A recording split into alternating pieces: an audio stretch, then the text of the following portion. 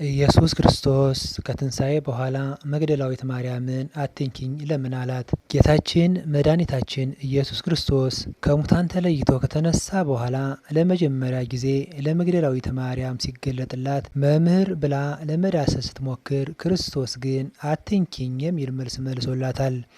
አትንኪኝ ያለበት 5 ምክንያቶች። አንደኛ፣ የክብር ልዩነት እንዳለ ለማስረዳት። ከትንሣኤ በፊት ክርስቶስ በዚህ ምድር ላይ ሲመላለስ በድካመ ሥጋ እንደ ሰው ሲጠማ፣ ሲራብ፣ ሲደክም ይታይ ነበር። መግደላዊት ማርያምም የምታውቀው ያንን የሞተውን ወይም በምድር ላይ አብሯቸው የነበረውን መምህር ነበር።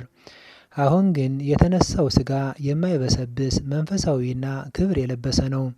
አትንኪ ማለቱ እንደ ቀድሞ በስጋዊ አስተሳሰብ ብቻ አትቅረቢኝ፣ አሁን በክብር ተነስቻለሁ ሲላት ነው።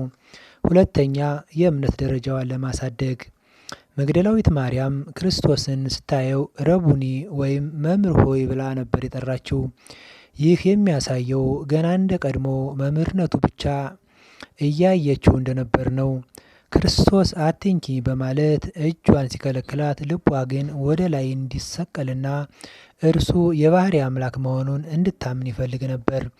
በእጅ ከመዳሰስ ይልቅ በእምነት እንድትነኪኝ እፈልጋለሁ ሲል በስጋዊ እጅሽ አትንኪኝ አላት። ሶስተኛ፣ ለሐዋርያት የትንሣኤውን የምስራች ተሎ እንድታበስር። በወቅቱ ማርያም በደስታው ተውጣ እግሩ ስር ወድቃ ለመቆየት ፈልጋ ነበር። ነገር ግን ትንሣኤው ለዓለም ሁሉ ሊነገር የሚገባ ታላቅ የምስራች ነው። እርሱ አትንኪኝ አላት።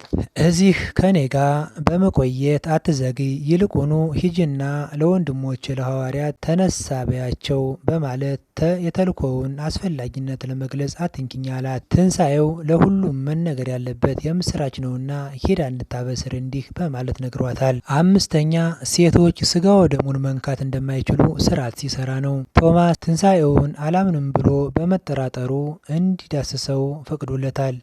ይህም ወንዶች የክርስቶስን ስጋ ወደሙን መንካት እንደሚችሉ መፍቀዱን ያሳያል። መግደላዊት ማርያም ግን አትንኪኝ ያላት የክርስቶስ ስጋ ወደሙን ሴቶች መንካት እንደማይችሉ ዘላለማዊ ስርዓት ሲሰራልን ነው።